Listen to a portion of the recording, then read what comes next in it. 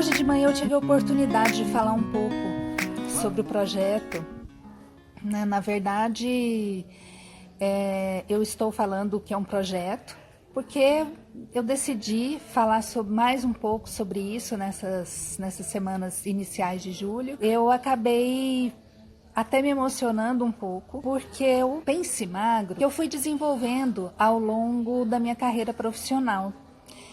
O Pense Magro, ele nasceu, é tão engraçado, né, que hoje eu contei isso lá no Mulheres e Negócios, um pouco da minha história, contando para vocês o que eu falei lá hoje. Quando eu nasci, o meu nascimento, ele não foi um nascimento tão fácil, né, mas na verdade foi muito difícil. Eu nasci de fórceps, eu não sei se todo mundo conhece, mas foi um nascimento foi um parto que o médico falou para o papai: olha, possivelmente as chances de sobrevivência, tanto da sua filha, né, quanto da sua mulher, são muito pequenas. Mas nós duas sobrevivemos a isso. Mas o que eu quero dizer com isso é que parece que o trauma do nascimento ficou em mim, né, de um nascimento difícil. Então eu acreditava, é como se esse trauma me fez acreditar por muitos anos de que tudo na minha vida seria difícil, que viver seria difícil, porque tinha sido difícil o nascimento e depois ia continuar difícil. E aí o que eu vivi, né, até aproximadamente meus 35, 36 anos, era de muita incerteza, muita insegurança, uma boa parte de sofrimento também, onde tudo, nossa, para ser feliz vai precisar de muito trabalho, de muito esforço, é difícil, não é fácil. E aí, né, eu acabei conhecendo alguns profissionais, né, na área de terapia, e fui entendendo que aquilo tinha sido um momento da minha vida, né? Que o nascimento tinha sido difícil, mas que não precisava das coisas serem difíceis. E para que eu entendesse isso, eu percebi que eu precisava de mudar realmente meu pensamento, de vencer essa crença, que aquilo era uma crença limitante na minha vida, que me limitava demais, e eu precisava vencer aquilo.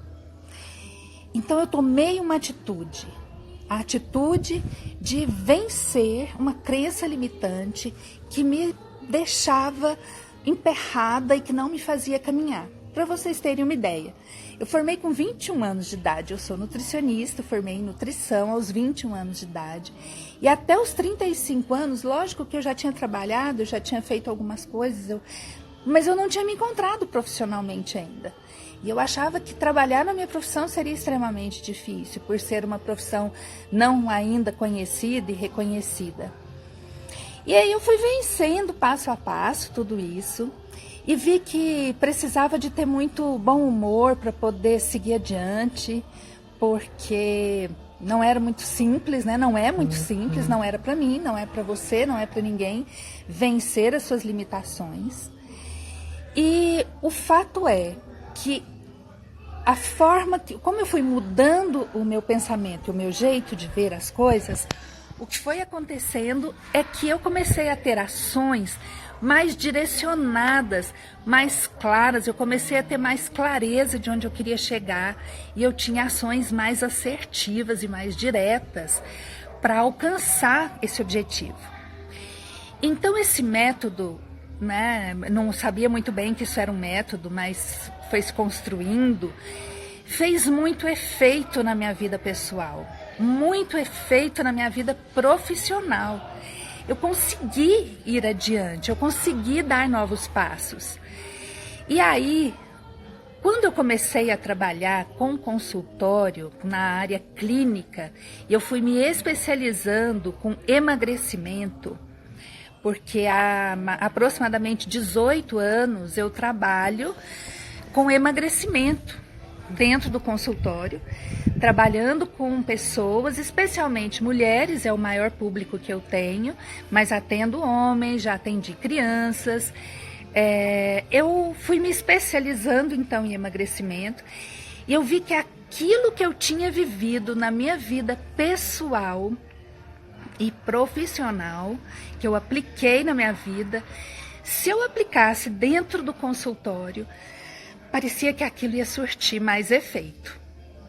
E o tempo vai passando e eu tenho muito hábito de escrever. Eu gosto de fazer diário, eu gosto de contar a minha história para mim mesma. Isso faz muita diferença, é uma coisa que eu falo para todas as pessoas que me procuram. E no consultório é uma das primeiras coisas, uma das primeiras tarefinhas que eu peço, é que a pessoa desenvolva esse hábito de contar a sua própria história.